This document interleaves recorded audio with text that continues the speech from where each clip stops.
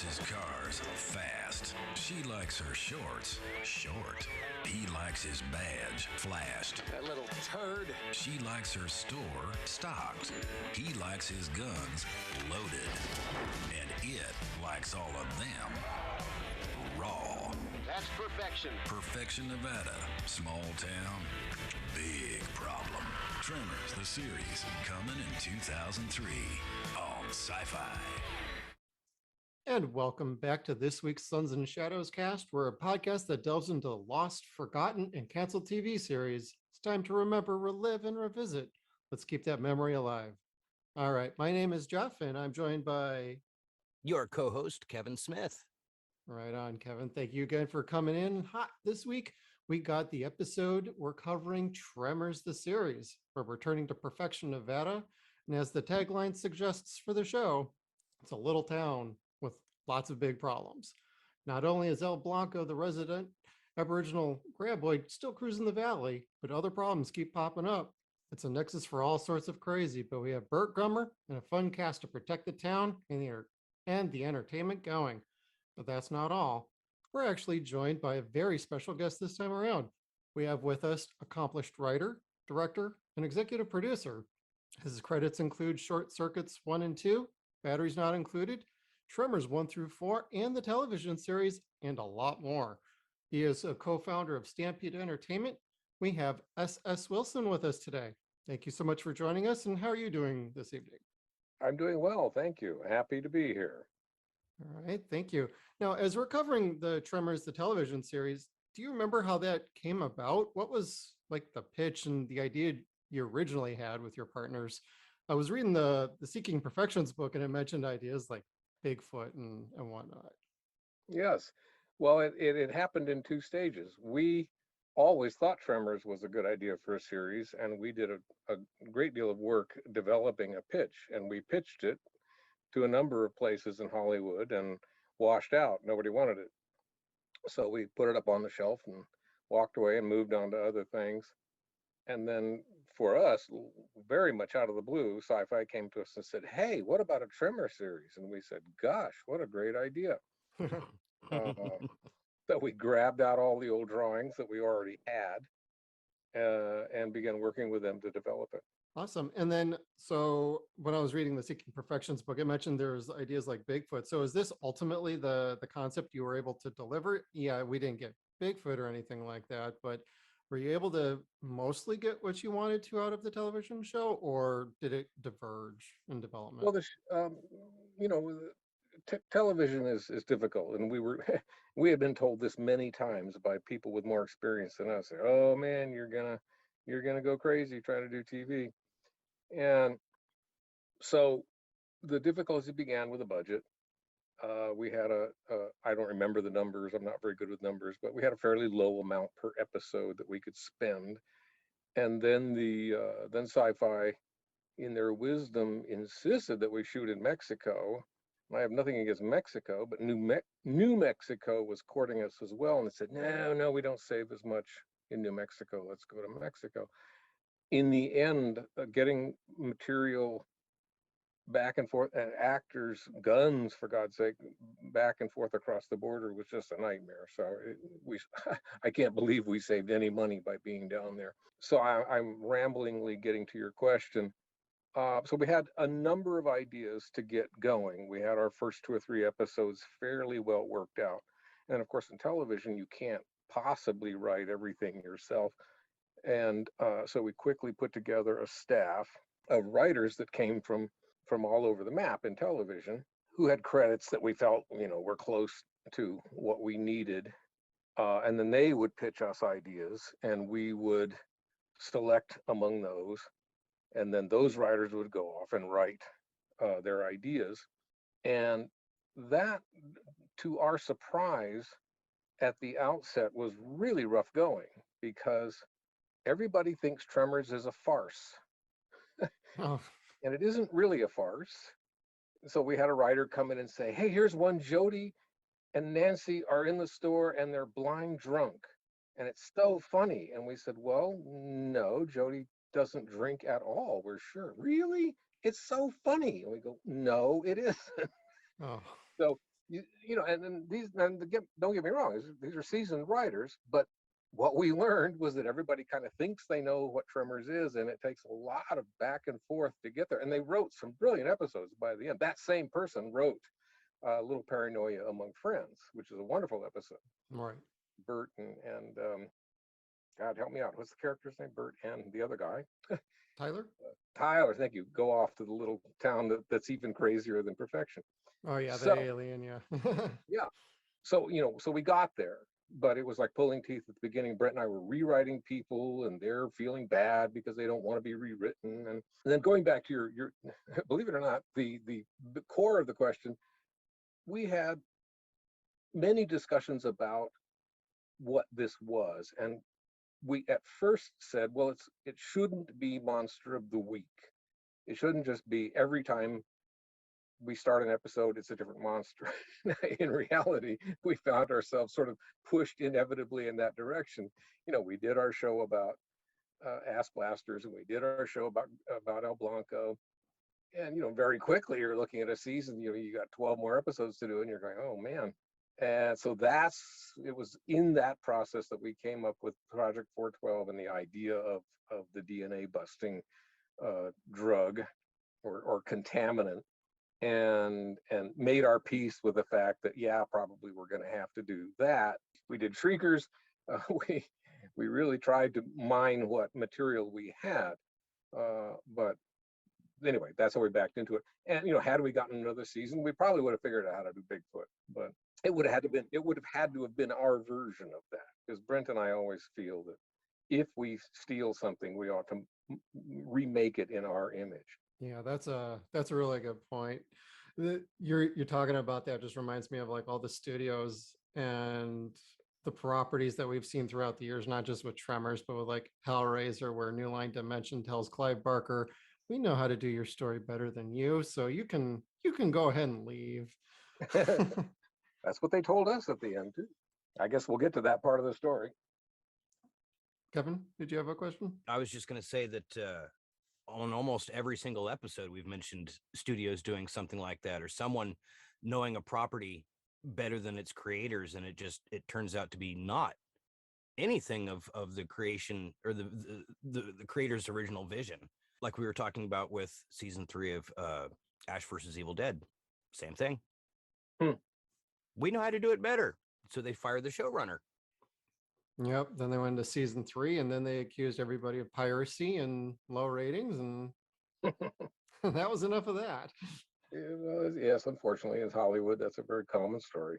It happened to us too. Well, with the first season, were you guys at least enjoying getting to create the different monsters? I mean, I know you don't want it to be a monster of the week. We've had series like that for years, since Kolchak or anything else. Yes. But were you guys eventually, once you embraced that, where you're like, you know what, we can come up with some really neat stuff then? Yes, we in fact went back to some of the drawings we had originally done for the original pitch, and we pulled a couple of those out. The octopus thing that lives up in the trees. Oh yeah. And as you say, we embraced it. We said, okay, so as much as we can, as much as our writers can help us, we'll put our spin on it, and it'll be our Kolchak. Yeah, we just said we got to go for it. Kolchak. Have you guys seen Kolchak? Yes. Oh yeah. Gosh, yes. I bought the Blu-ray for Keto Lorber, and Kevin just went crazy when I showed it to him. And he's like, "Oh my God, can we do that for our show?" And I'm like, "Absolutely, we could do that for our show at some point." So we're looking forward to like covering that. Well, that's excellent. I appreciate it. Oh, that's one of my favorites when I was growing up. I'm a huge nerd when it comes to creatures and monsters. I can't help it. It's always been my weakness, for lack of a better term. Oh, that was me all the way back to being a little kid. You turn on the TV and somebody says, "I've never seen anything like it," and I'm there for the rest of the show. Whatever it is, I'll just watch it.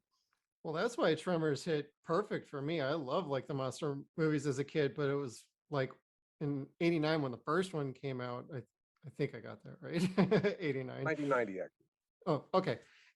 When that first came out, and I just was like, oh my God, this hits me. This clicks with me. I haven't seen like good monster stuff in like years. So it was really fun for me. I mean, as a kid of the 80s. That's what we were trying to do. We were trying to, like I said, we always look at something and say, how can we make it ours? How can we update it? How can we twist it around? And yes, it was a B movie monster without the cliche B movie monster characters. Yeah, I absolutely love that fact. And then when the second one came out, which is my personal favorite of all of the sequels. Oh my goodness, thank you. Yeah, I love that one. My dad actually showed that to me on like HBO, like long when it must have just come out on direct to video. We didn't get it that way, but he had HBO and we watched it off HBO or Cinemax or one of those because of his satellite dish. But he showed that to me and I'm like, they made another one. And then after that, I've just been like a huge fan ever since. But when like the show came out, that was at a time I'm like, wow, we're getting 3, 4, and a TV show. Holy cow. Because I was really getting into like the magazines, the internet was starting to come around. And although when I first watched the show, I liked the first couple of episodes, but then I felt like the story started jumping on me. So I kind of tuned out. And then eventually I bought the DVDs, watched them in the order that are on there. And I'm like, this makes a lot more sense. And I actually like it a lot more. Well, that's good. Yeah, we tried to hold it together. That was the other thing that was difficult. It was particularly when Sci-Fi absolutely insisted on showing the shows out of order. Yeah. Guys, we're trying to do something here. They just hated the second episode, and it, not that it didn't have problems. It did. The director had a hard time with it. The puppets were difficult to work with. Mm-hmm. We didn't have, guys like Ron Underwood who just figure out in the moment, okay, the puppet won't look left. I'll put the camera over here. And so I still think, Sci-Fi was mistaken because I think people were just kind of confused from then on. Yep. That's basically what happened with me because Yeah, I was what a happened huge to you? Sci-Fi Channel fan. I watched everything around that time, but it was also very turbulent around that time because they were about to cancel Farscape. They were about to start up Battlestar Galactica. They just brought on Stargate SG-1. And then in 2002, they were hyping up Tremors, and then 2003 happens and there it goes. And then Mystery Science Theater is gone a year later. So there's a lot of like flowing around, like nobody had a clear direction on Sci-Fi Channel is my impression of that. Yeah. I don't know necessarily that Sci-Fi's ever necessarily had any finger on a pulse of what an audience actually wants. They say they do, but like for example, moving the episodes around, that how could that not lose people? Mm-hmm. I mean, it was frustrating, but we got further and further crosswise of them because we were trying to do what we do, and we were pushy about editing, we were pushy about the scripts, we rewrote and we cajoled the writers to change and fix, and it was taking time. Television, as the more seasoned writers told us right at the outset, that this is a machine. It eats scripts. You have to keep giving it scripts. And we very quickly got to the point of faxing or whatever we were doing, probably faxing pages to the set, on the day of shooting, and the actors are nervous and the director's tearing his hair out. And, and eventually they said, we're tired of you guys and we're going to finish the show ourselves. Criminy. Life of a television production. Now, Kevin, do you remember this show from when it first came out, or were you just a fan of the movies? What was your remembrance of this? My first remembrance was really just seeing an article for it online. I think it was Cinescape. Oh, okay. I think that you used to write for them, didn't you? They're online. I had like a couple of reviews put in the magazine. That's about it, though. Oh, but no, I remember seeing that. But again, that was at that period of time where I was living down in Riverside, California, and we didn't have cable, didn't really watch TV. All we did was just watch DVDs. So Tremors was one of those things that, yes, was regularly watched at my house because we had that on DVD. But no, I didn't get to see the actual original run of the series. I didn't get to see it until last week. Oh, well, that's must have been a surprise. The week before. It was actually a really nice surprise. Well, that's good. Well, yeah, I told you there was a show and you're like, what? I got you to buy it because this is largely available on Amazon. They have the DVD set for very inexpensive. It's like $12, $13. You can also get it at like Walmart, right? It took a long time for that to happen too. Yeah, it did. It was just in limbo for a long time and fans were freaking out. Oh yeah, I mean, I remember looking at like the FAQ page on the Stampede Entertainment and people were asking about is this copy legit? Is this copy legit? And all of it's like bootlegs until they put this out. Yeah, that's usually me answering those, and I'm always trying to walk this line of, well, it's probably not really legal. And I've just been going back and forth with Jay Ferguson, who did the music for Tremors 2 and Tremors 4, and who I tried to get to do the music for the series, and they rejected his music. And oh, absolutely. Oh, God. Wow. We're like mouths open over here for the visuals. And I was asking Jay that very question because I was telling him this is not this is a semi-true story. I'm at Comic-Con, and I write novels. I'm at Comic-Con. I'm selling my novels, and this is sort of the greatest backward compliment you could hope for. So I'm signing my name on this guy's book, and he says, "Oh, and you know what else? Can I get the music for Tremors 2?" That's So very cool. I was asking Jay if that's possible. I don't know. I don't know the music world. Maybe reach out to for soundtracks. They just came out with from La La Land Records. They Oh, really? actually just released a new copy of the Tremors original movie soundtrack. I actually have it Really? right over here. Oh, For heaven's wow. sake, I rely on people like you for this information. This is great. This is very, very nice. I haven't opened it yet, but this is like by Ernest and Robert Falk. And it's got like all the additional music too. So it's not just a soundtrack, it's actually a 2-disc set. So I would think like La La Land Records, if this was selling well for them, I think they would absolutely love to go for like the Well, Tremors 2 hopefully one. people are being able to break down the doors at Universal. Universal has just been remarkably resistant to ever capitalizing on Tremors. You know, no toys, no action figures, no nothing, because it took it so long, kind of, to find its feet in VHS. I'm partly the reason, but yeah, I've always thought, well, come on, just license the music. It can't be that big a deal, you know. And Universal gets a cut, and they don't have to do anything. So, Right. Yeah. Just get the license out to the people who want to do it. So, no, really, I mean, it's no work on them. You just give people the permission and the access to the stuff and just get to exactly. work. I mean, I had to track this hat down on like eBay and it got shipped from across the world. Oh, So I get asked about that hat all the time. You know, yes, and I have no idea where to tell people to get I only And just got it yesterday too. it. Jeff, what was your answer? Etsy? Oh, I look, it's on Etsy and eBay. It's the same seller basically. That's But right. if it was from Etsy, they don't have an international shipping program. So you would be waiting for however long it would take from Japan to get over here, get through customs. With eBay, they have their own international shipping program. So he just ships it to an eBay center, then they get it over to America, and then it's just the time through customs. So it's actually a lot quicker than going through like the postal service or whatever. That's very cool. So yeah, if you're anybody's out there looking for like the Burt Gummer hats, there is a place to go do that. And there was a tag on this, but I took it off. Oh, that actually reminds me of like the store had a lot of like the lunch boxes, a whole lot of gimmicks like lined up throughout the Chang's or Walter Chang's store. What was that like? Did anybody have any like votes? Hey, maybe we should make keychains. Hey, maybe we should make these statues. Should we have any of these sort of fun things just out and about? Well, uh, where a lot of that stuff initially came from, and I don't know what's happening now, is for Tremors 3, we really fully stocked the Chang store with a bunch of stuff, Okay. comic books, and glasses. I've got some of the 16-ounce glasses, and tentacle sock puppets. And I was told sometime after Tremors 3 that Universal auctioned a bunch of that stuff off.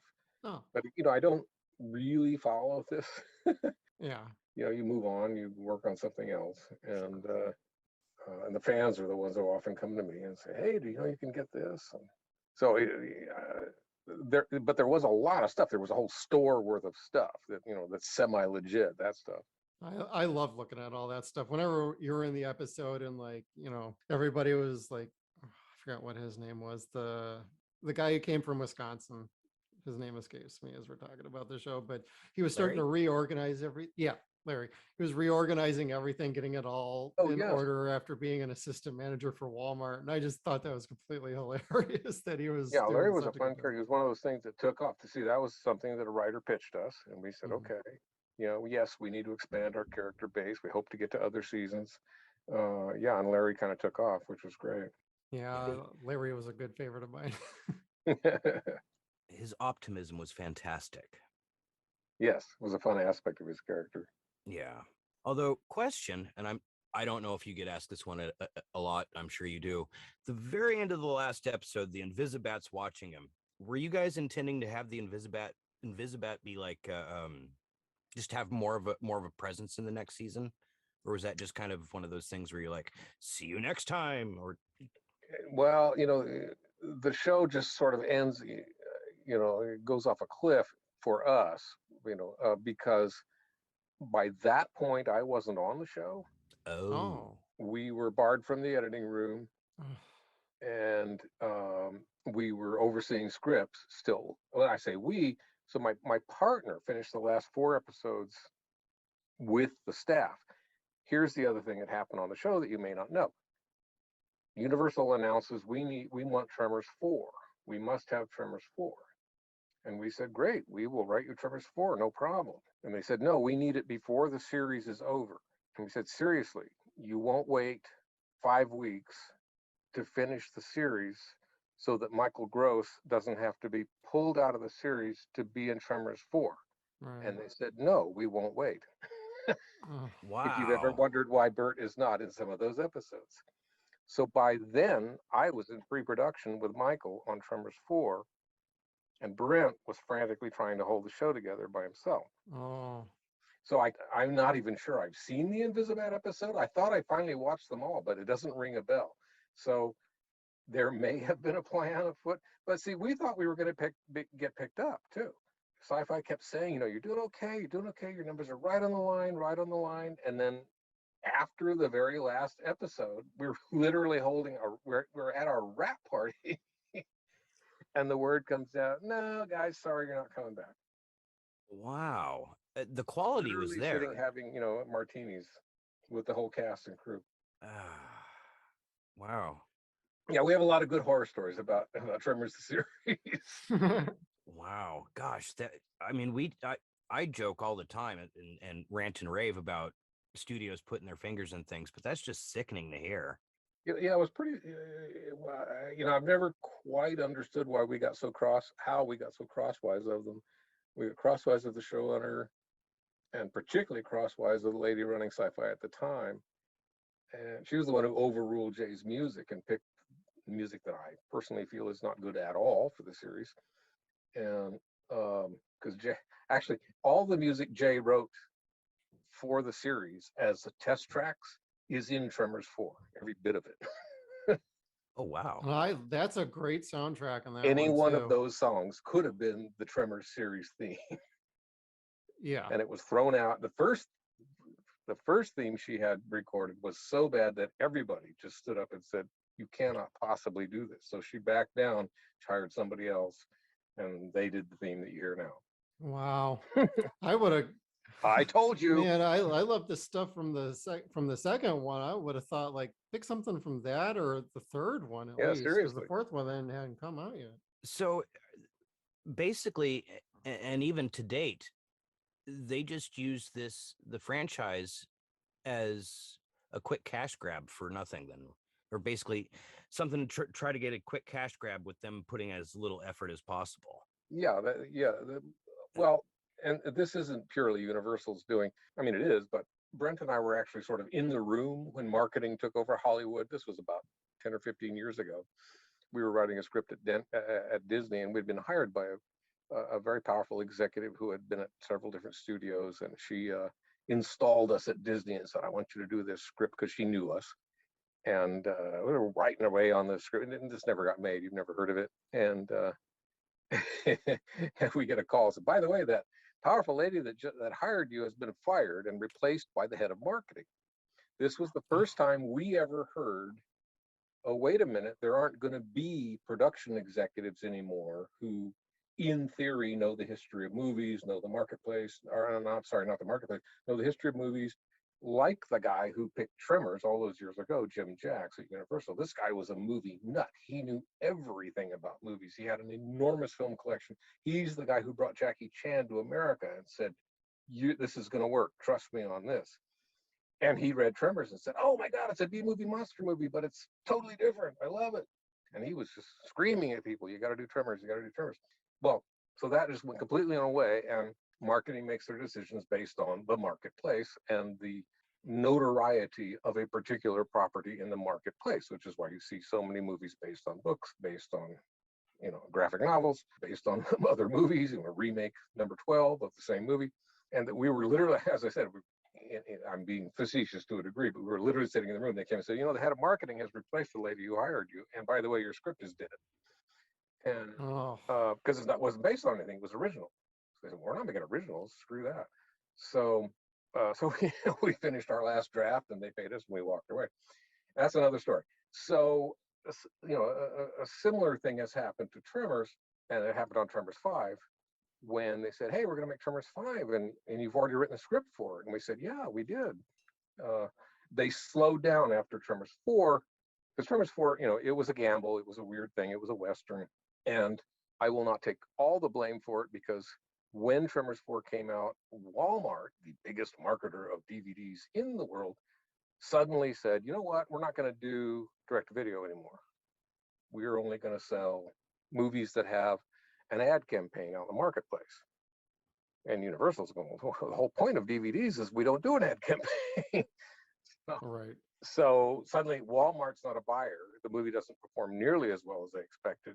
So Tremors went down the tubes. And for years, if you've been following the Stampede FAQ page, I was saying, no, there's never going to be another Tremors. Well, anyway, and we had written Tremors 5 already, because they were going to make them back to back. We were going to go into Tremors 5 out. So anyway, then they come to us and they say, we're going to make Tremors 5, but you're not going to be involved. We're going to use your script, but you're not going to be involved. And we said, well, okay. We didn't have any choice. And all the Tremors after Tremors 5 have been done with us having nothing to do with it.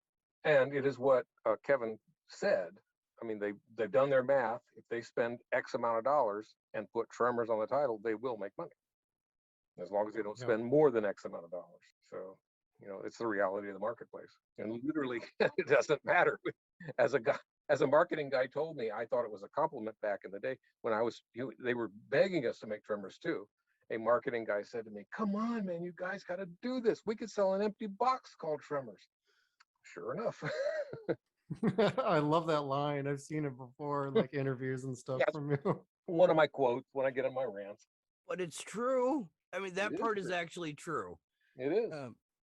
And then you delivered a good movie. I mean, you can't ask for more. I don't know that. Well, let's see. We wandered away from the series. What else do we got? Well, I'll pick one. The most common question that I've seen since we started working on the first Tremors episode we did is people trying to figure out how to get the right spec into your hands or in Stampede's hands. Oh yeah, $1 million question. So people aren't getting Tremors movies made by the Asylum anymore. Yeah, I very much appreciate it. And we've gotten so much support from the fans about it, particularly as 6 and 7 came out and people said, oh my God. And I don't know what the reality of that is. We sort of tentatively looked into it, but it's a long, arduous process. And it is because studios, at the beginning of the last century, studios said, wait a minute, we're not going to act like theater or novels. We're going to buy the rights outright forever. I don't know which studio executive came up with that, but they've never backed down. So reacquiring rights is, as far as we understand it, it's so rare as to be a fantasy almost. Wow. Yeah, I was hoping it'd be like a situation like, I don't know, like Fantastic Four, where they just got to make one every like so often, like within 5 years, something has to enter production just to keep the rights going. Yeah, there are things like that happen. Right.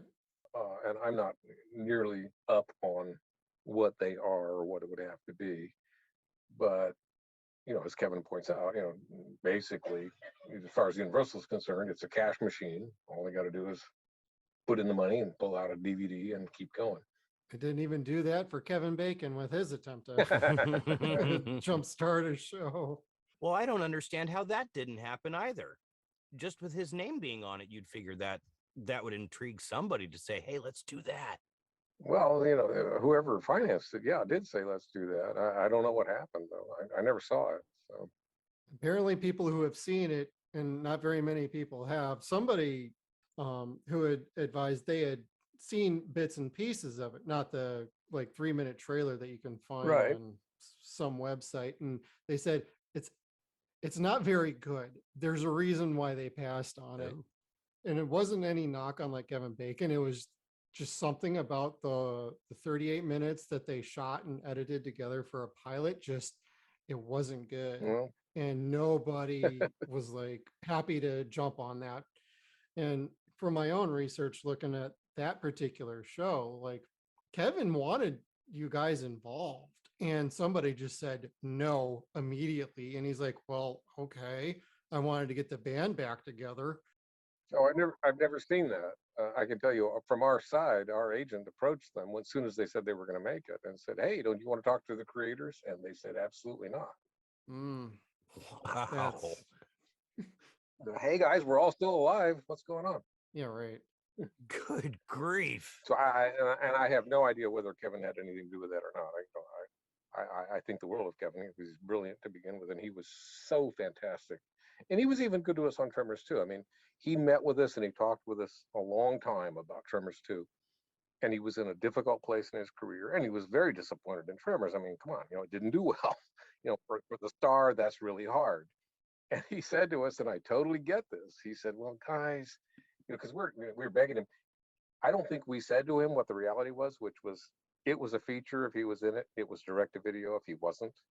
I don't think we were honest about that because we didn't want to put that pressure on him. We wanted him to want to do it because the original script was written with as Kevin and Fred.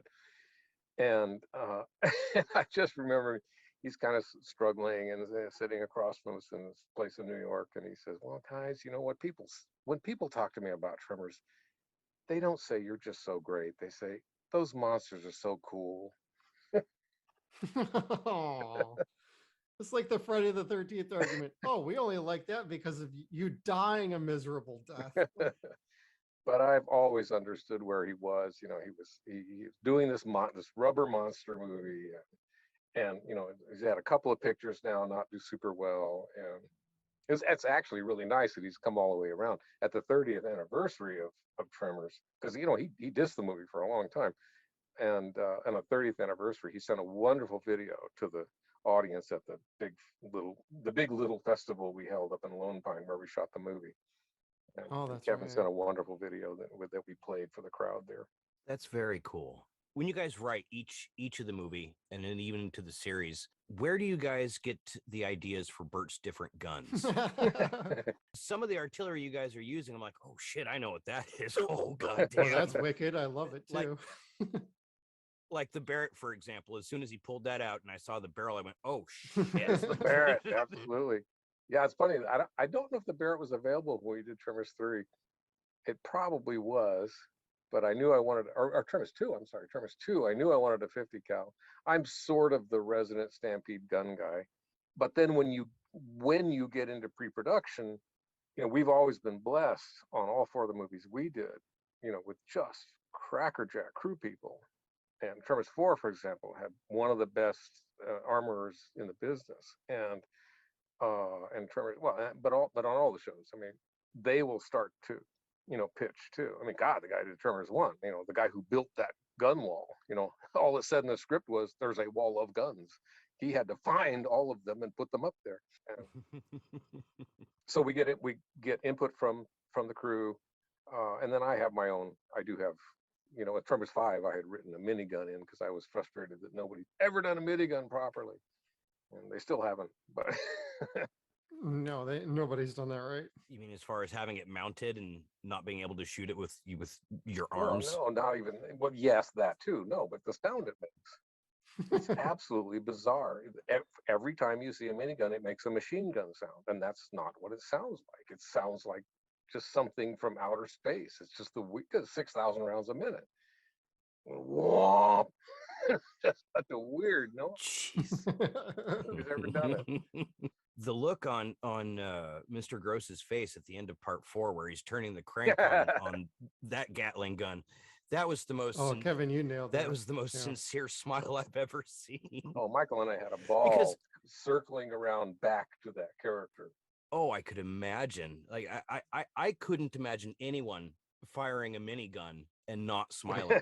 I know guns aren't for everyone, but really just the force of what you've just done would probably put a smile on anyone's face. It's pretty wacky.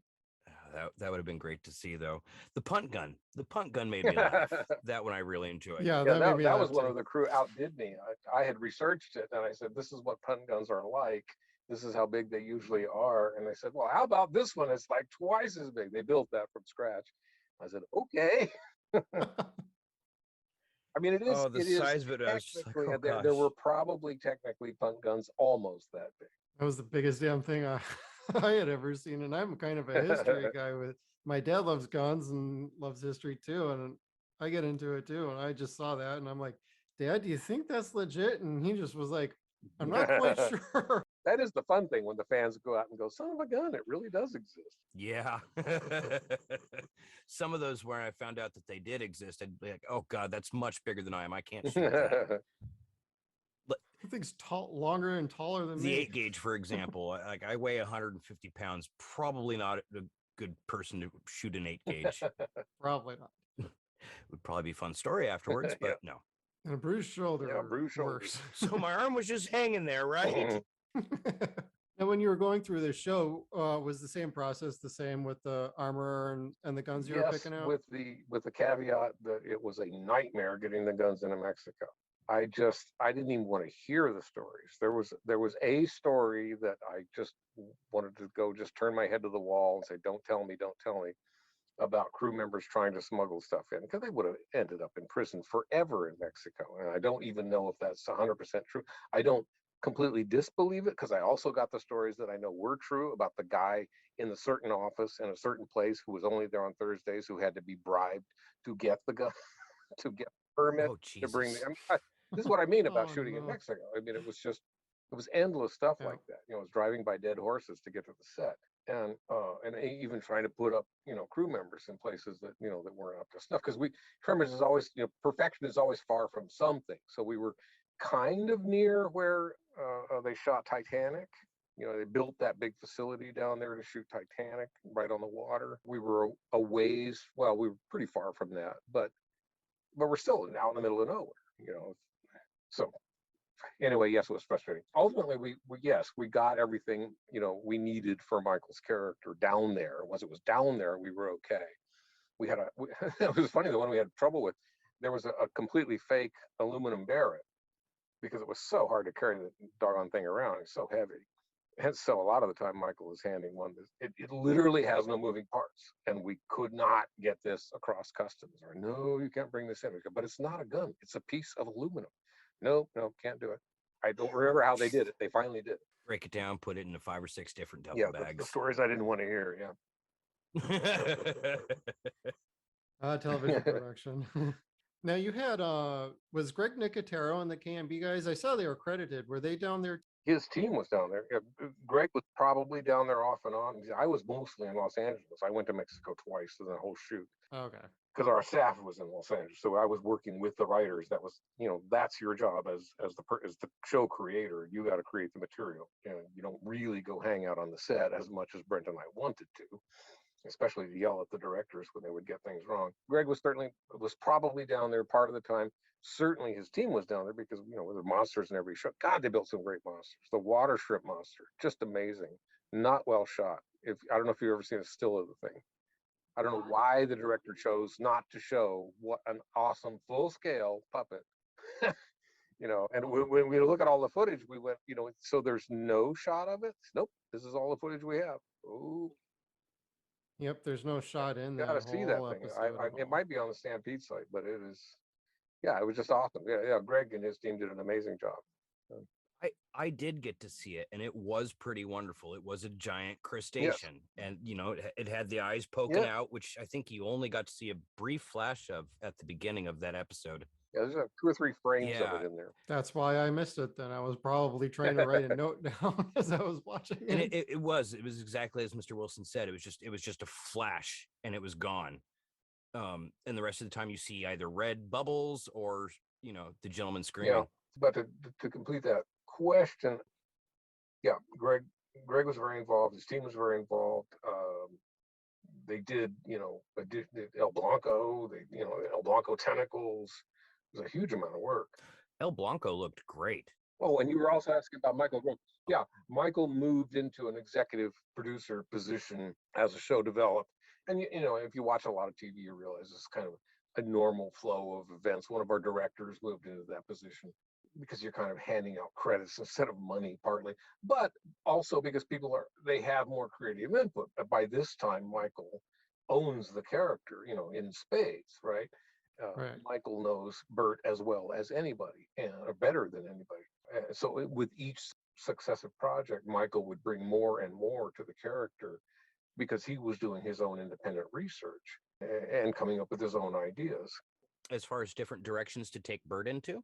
Yeah. Oh, that's cool. Oh yeah. Oh guys, every day on Tremors 4, Tremors 3, Michael has this wonderful process. He gets his script in a kind of a bound book, and he makes these little half-moon circles next to his lines of dialogue. And then he walks quietly up to you and he goes, "Steve, I have this idea. Wanted to ask you," and he's very differential. If you say, "Ooh, boy, I just don't think Burt would ever say that," then he'll just say, "Okay," and walk away. But most of the time, you go, "Absolutely, Michael knows what he's talking about. He knows the character." We would go back and forth on lines all the time with Michael, and ideas. I wish I could put my finger on it. It seems like there is some major Burt thing in 3 that is entirely Michael's idea, but sorry, I can't get that one back. Oh, that's okay.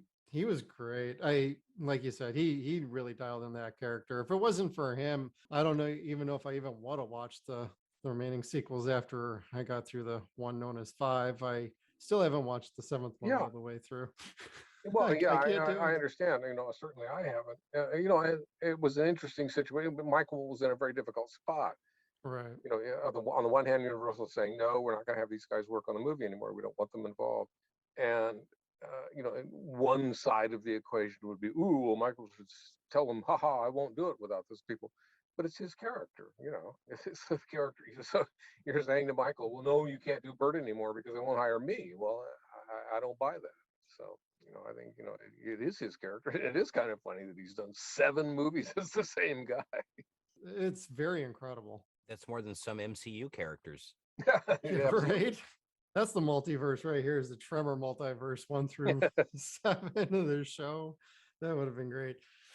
Now, there were other recurring characters from like Melvin and coming back. What was that like, having him come back? Oh, it was delightful because Robert, who was Bobby, who was Bobby Jacoby in Tremors, decided to go back to his real name, Robert Jane. And it was just so funny because he turned into this kind of handsome guy, and he himself is just a funny, hardworking character. He was actually kind of crazy, when he was playing Melvin. He tells stories now about he was making trouble that I didn't even know about as producer, because he was 17, and he got a judge to say that he could work full days. Oh, it's called being emancipated. It's not all that rare. Yeah. You're right at the cusp of, you're right at when you want to be working. So if the studio says, "Well, no, you can only work 4 hours a day, and then you have to be at school," that's deadly if you're 16 or 17. It works if you're 10 or 12. And so he got a judge to say, "No, he's adult enough to work full days." So otherwise, we wouldn't have been able to afford it on Tremors. We couldn't have done it. We would have had to find, a 20-year-old to play 17. But anyway, it worked out perfect for us because he really was the age he was supposed to be. And so it was just so much fun getting Robert back, and being able to turn the tables on Burt and have Melvin, this kind of successful, sleazy guy. And so, that was really fun. It was frustrating. We couldn't get Nancy back because she was, you may know the story, but she was in a commercial. She's a cancer survivor. and she was in a cancer survivor commercial to which she was exclusive, and they would not let her out of it. Oh, So that was frustrating. Not that the lady we got wasn't great, she was. And then the lady who played Jodie in Tremors 3, Susan Schwang, just and I blame Sci-Fi. She just wasn't comfortable. I don't want to go to Mexico for months and months. I like the right. character, but I don't want to do it. So that's how we got Lisa. She did great. Oh, she was amazing. She blew us Yeah. away she blew us away in her audition. Was there any of the casting that you felt kind of missed the mark a little bit, or did you largely feel like, no, we're okay with what we got Oh here? God, no, really, I felt we were so lucky, to get the guy from I mean, I'm blanking on names now, to get, Back to the Future. Christopher Lloyd. Oh, Christopher Lloyd? Yes, thank you. We were not just lucky, we had good casting people. We had casting people bringing us good people, and I give us credit for choosing people too. But it was that part was delightful. Just getting that whole team together. And no, I don't remember thinking at any time, ooh boy, we called that one wrong. Well, you had like Vivica A. Fox in this. You had Christopher Lloyd. You had some great cameos going on in this. Yeah. The cameo list was fantastic. Yeah, we were floored. We got Christopher Lloyd. He's just hysterical. He just wants to work all the time. He comes charging down. This, I don't want to sound like I'm blowing smoke up your tuchus or anything, but this episode, the 412 episode, is probably the best acting I've seen from him ever with his monologues. He just did so well and brought so much emotion to it, and it seemed really genuine. It's just, well, that's good writing meeting a seasoned performer. I forget who wrote that episode, but it's just great when it comes together like that. That's what you hope for. Yeah. No, and you get somebody with his talent who can just take a line off the page and just nail it. Yeah, he definitely. It's hard to imagine him not doing that. He definitely brought something to life that could have been something great in general, but he made it something together, all his own, and then you expect that from him. He is one of those people who takes it to another level. Yes, that's what he does, and he commits. He's great because he'll just, if he says yes to a part, he commits to it 100%. Yes, including shaving his head for auditions. Yeah. Yeah. The one cameo that did throw me off was Melinda Clark. I did not recognize her at first as Dr. Flint. Dr. Flint, yeah. I thought she was the woman who played the main character in Weird Science, the TV series. I can't, Vanessa. But no, and then I looked it up and I went, oh no, that's Chapel from Spawn. Okay, that's why I recognize her eyes from. Yeah, it was fun to be able to get people who had some of that history. Because television is fun in that way. You get a lot of people, especially the people who aren't regulars on other shows. They played all kinds of stuff, and God, I can't swear that I was even in the casting session where we got her. It might have been Brent running things by that point. She was really cool. I liked her. I mean, again, that's from Night of the Shriekers, so yes, but. Which again, I don't understand their lack of appreciation for that episode. It was a good episode. Yeah, to me, it's one of the better ones. Yeah. Well, it goes to show that Sci-Fi at that point, again, wouldn't know something that an audience member would like if it fell and hit them on the face. Look at all the. Unfortunately, a lot of studio executives would like to think that they know those things, but they don't, and you can't talk them out of it. No, that's true. Oh gosh, I mean, not to stray too far away, but if you watch the new Matrix movie, they've got a focus group of people that are supposed to have their finger on the pulse of the community, and it's like each one of these people are the furthest thing you'd ever think of from being part of your community. Oh, that's funny.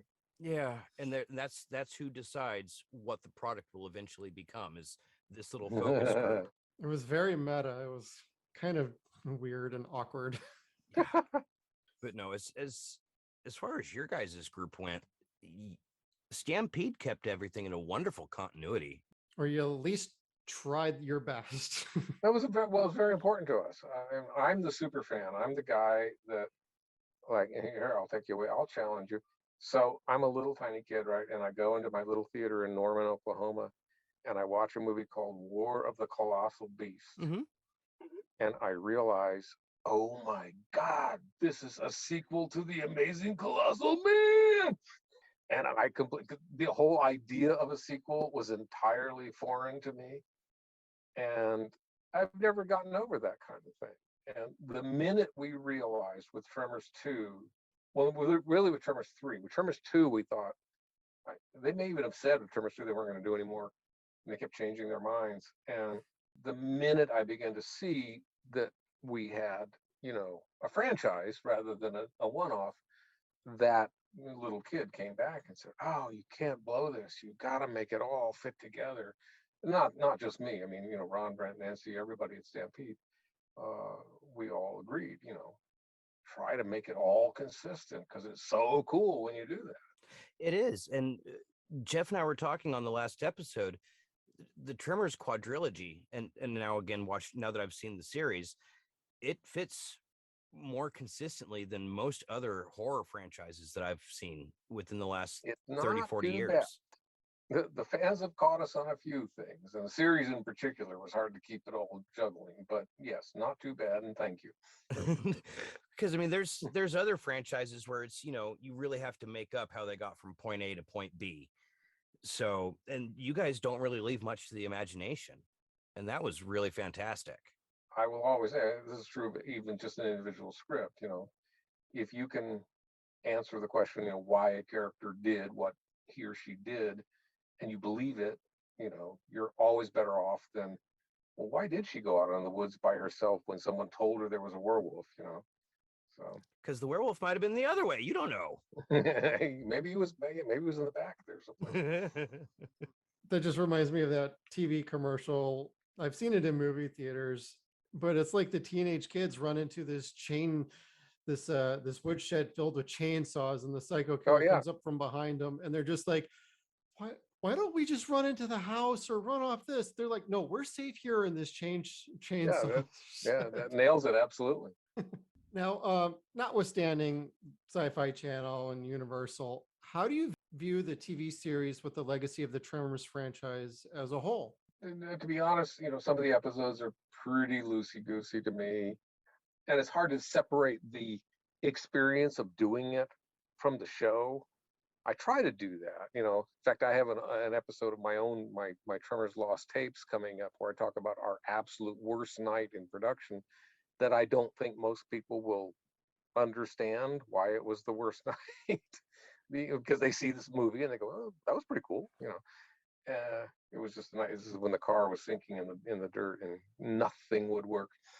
And so it's like I say, if what I lean on is what fans come back with. I'm always pleased and somewhat surprised when fans pick a particular episode that I thought, oh God, this was close, but come on, it's too loose, it's too funny, it's too broad, it's this or it's that. And then fans will go, oh no, it's my favorite episode. So I try to separate the two things. The experience was unpleasant, especially toward the end, because we were losing control of our material. But I do think that, especially when our writers got on board and began to see, which they did totally, we had seasoned people. We had a new guy who went on to great success. I forget how many shows he's done. Toward the end, they were writing episodes that were Tremors, and you can quibble about levels of comedy and so forth. Brent and I argue about this stuff all the time. But I think I'm answering the question that it's pretty okay there, somewhere in there. Well, be sure to tell Brent we're sorry he couldn't make it for this one. we absolutely love his work on this too. He worked with you.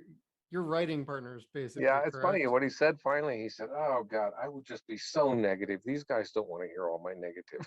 So, yes, I do. I know you do. Well, I've tried to pitch in for him here, so it's okay. We love his work, and between Kevin and I coming up to this, he's like, Oh, is he worried about me telling Universal they can go F themselves? Like, I'm like, no, I don't think that's going to be a problem here. Right. Yes, I'm not known for being polite. He really doesn't like Universal Studios. That's the running theory we got going through our podcast. Oh, that's funny. Yeah. No, I never really have. They shortchange everything. They have some wonderful franchises and IPs, and they take every opportunity that they can to fuck them up, starting from Dracula. Yeah. To The Mummy with Tom Cruise. It's a curious outfit. I don't know that I can 100% disagree with that. Well, gosh, I mean, originally Universal didn't even want their monsters. They were embarrassed by them until they started making money, and then it was Oh, then there's a story. Something coming up, guys, in the future. I think the fellow in Australia who did the Tremors 5, the complete Tremors 5 story, is going to next do a script that Brent and I wrote called Frankenstein and the Wolfman. Ooh. It wasn't made, and it was a huge disaster, and it ended the career of the guy who hired us to write it. Oh. I don't know why we keep getting into these situations. oh But it goes directly to your point. The head of the studio came to us and he said, God, we've got these monsters that, they've been around forever. They're awesome. You guys should do Frankenstein and the Wolfman. And we're like, what do you mean? I don't know. You should just do it. we have Frankenstein and the Wolfman. Just do it. And so we did. And it was going to be the first all CG movie ever. It was not, but it was going to be done at ILM. And Brent was going to co-direct it, and he got fired. It's my same story. It's my repeat story. And the executive who came in after him said, "We're not doing this," and she pulled the plug, and everything exploded. good grief. But it goes to your point. Yes, Universal somehow seems to do that. I've always been. There was a fellow who made. I still have a couple of fellow who made wonderful resin cast graboids, and they were. And he made about. I don't know how many he made, maybe 100. I'm making that up. And I bought 3 or 4 of them, and I put one together. It has a little Fred's head and a little lead hat that you can pick up, and they're just fantastic, and they're so beautifully sculpted. And I emailed him, or no, I probably called him on the phone all these years ago, and I said, "So, are we ever going to get any more?" He said, "Oh, are you kidding me? Universal killed me on this contract. I made nothing on these things. No, I'm not going to make any more." So. Oh, Because he tried to do it legit. He licensed it through Universal and paid them a percentage and made nothing. So there you go. Same old story. yeah. I mean, I've heard similar stories from other studios, but Universal seems to be the big kahuna when it comes to doing things like that. Them and Warner Brothers. Warner Brothers has loosened up a little bit, but ask Ethan Reef and Cy Voris about Brimstone, and they got some stories for you too. All the studios are big conglomerates with a lot of corporate hats. It's hard for them not to be the way they are. Yeah. Yeah, we may sound like we're like, what is it, armchair quarterbacking here, but we're fans. We care about these things, and we just hate to see how they get treated and how they get discarded like this. That's why we're doing this podcast, so we keep talking about these, and I think there's value in that. I appreciate that you guys are doing it. Yeah, like the history behind this is fantastic. The Great Seeking Perfection book is out there. Your website is tremendous. Absolutely love it. Thank you. And like, there's a good Facebook fan group out there too. Like, I've seen that statue you're talking about. Somebody just got one in like the last few weeks. I don't know how they got one or how much they paid for it. Yeah, really. You were talking about that. I'm like, I just saw somebody post that within the last few weeks as we were preparing for this. I'm like, if I remember, I'm going to bring that up. Now, Kevin, we maybe have some social media we can touch upon. We got some comments from our fans. I think so. Let me check really quick here. Our first comment came from a stranger named Glenn Maddock. Says, I remember that series. He says, look at all the great guest stars who showed up. The series picks up where T3 left off. It's a very different perfection as they're trying to survive with the graboids, not kill them.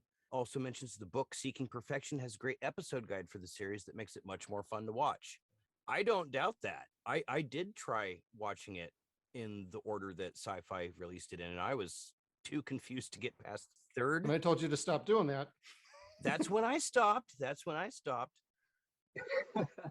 But no, I did not realize that who Glenn was at first. I went, oh, yes, now I recognize the last name. Duh. And then our friend Levi wrote in on Twitter, says, We always hear from Levi. oh, yeah, he's good people. Says, what can I say that hasn't been said besides this is my favorite part of the franchise? I got to watch it with my Oma when it first aired. She was mean, but Tremors was something we could bond over. It makes me sad how it has been treated ever since then. I understand that. Goes on to say the death of 412 made me cry. Tyler is probably his favorite character out of everyone. Burt constantly saying no to the community, while, while up to help join potlucks. Mixmaster is still fantastic, and he's waiting to see shrieking grablasters. And Oh my God, yeah, he wrote that. the last thing he says is the protesters had a point. Levi, that's where I have to disagree with you, dude. I live too close to Portland to really like protesters, so I was just waiting for El Blanco to go ripping through there like smorgasbord. Are we getting? Am I understanding correctly that this is coming in live as we do this? No, not at the moment. We had a cutoff at like 5 o'clock today. Okay. Yeah, the only other comments we were getting were like, love Tremors, didn't know about the show. You know, Didn't know Levi about the says show. that. So it's Levi like, is constantly telling me that he's telling people about the show who don't know it exists, and I always go, "I'll be darned." he's who got us turned on to you, or if he's in the same place at the same time as the Tremors Saga Twitter handle, it's yet to be proven who Batman really is in that relationship. But he's who turned us on to you. We were just going to cover the show, no guest or anything. He's like, absolutely, reach out to Steve through the website. Oh, good. And, I will say we got Levi's been amazing. He's very, very supportive of the Tremors Lost Tapes too, and I think he's personally built my following in a way that I don't. I don't understand any of this stuff. I'm just putting the tapes out there because, my dad shot him, and I suddenly looked at him and thought, my God, there's nothing like this, is there? So I better start posting these. I've started to actually watch those as of last night. So I need to I have some catching up to do, but Oh well, no need to binge. They're there. That's the fun thing. yeah. And Levi has a brand new podcast for everybody out there called Talking Tremors. Absolutely check it out. He's off to a pretty good start with his new podcast there. I'm gonna try to jot that down because I jot things down still, but stand by. Okay. Talking Tremors? I do post-it notes myself. Oh, there you go. I know what those are. He mentions my daughter on the last episode, so I kind of have to support that. Yeah. My oldest daughter is nonverbal autistic and Oh wow. has a love for monster movies. Usually it's like Jurassic Park dinosaur type thing, but she has decided that she loves the graboids. She sat and watched the whole series with me, but she will find a certain movie or part of a movie, part of an episode, and will watch it, rewind it, watch it, rewind it, watch it, and then go on to different parts. That's just part of her autism.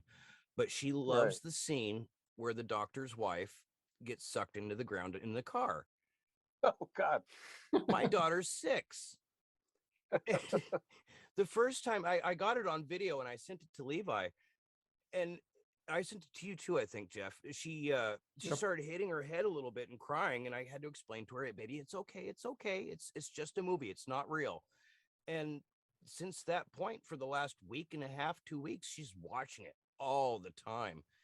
So Wow. as she gets older, she will watch more of it, but she is really enjoying your guys' monsters. So I do want to say thank you, because the graboids have transcended generations at this point, and you guys have a whole bunch of fans. I appreciate that very much, and it's wonderful that your daughter relates to it that way. Because that's a difficult situation that she's in. It's great when you find something that connects. Yeah, I don't remember the first time someone said, I watched this when I was 5, and now I'm showing it to my kids. But it does happen. I totally would if I had kids.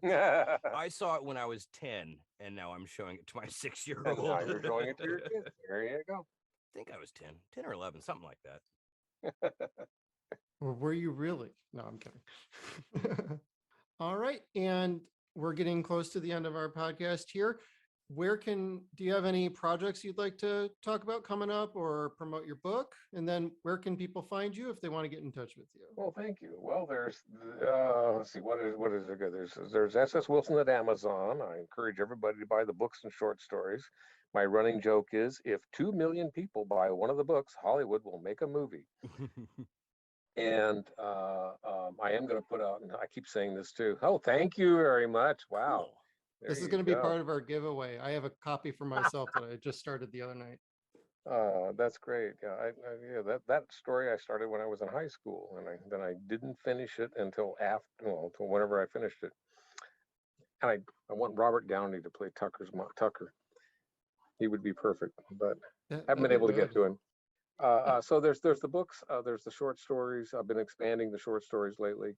There is, of course, Tremors The Lost Tapes, which you can find on YouTube, which are my father's videos, never before seen, behind the scenes of the actual production of Tremors. And I guess that's pretty much it. Well, there'll be a new Frady Cats coming out, hopefully this year. I finished it, but I was delaying it because it looked like Brent and I might sell a screenplay. So I was waiting to see whether it's happened. It hasn't not happened yet, but it's been touch and go because Hollywood is not interested in original material, but we're still trying. How long has it been like that? 30 years since? It's a long time. It started that day in the office when they said, hey, we just figured out that marketing should be making the decisions. And, then there was, that's before the streaming universe. So there was still independent film, but independent film is low budget. Brent and I tend not to be low budget guys. Our ideas tend to be hard to do. They tend to be sci-fi and monstery. And the streaming universe has changed that for the time being, in the sense that you're seeing original material on Netflix, on Amazon Prime, because these companies said, wow, we want to they sign on with names. They don't sign on with, the untried writer, who just got out of NYU. But they are doing original material, and some of it's really, really quite good. So that's encouraging. And that's the market that Brent and I were going for with this current screenplay. We did a spec. The idea was to bring the whole team together, Ron direct, Amalgamated Dynamics, do creatures. So that's what we hope. Like I said, it isn't dead, but it hasn't gone yet either. And be sure, everybody, to check out stampedeentertainment.com. They're also on Instagram. I know because they liked something I or heard something I put up like a while ago. So do check them out. Everybody, thank you for joining us today. Thank you, Steve. We greatly appreciate your time. Great fun to be here. Thank you. Thank you. And everybody, thank you for tuning in. And everybody have a great night. Absolutely. You're all nuts.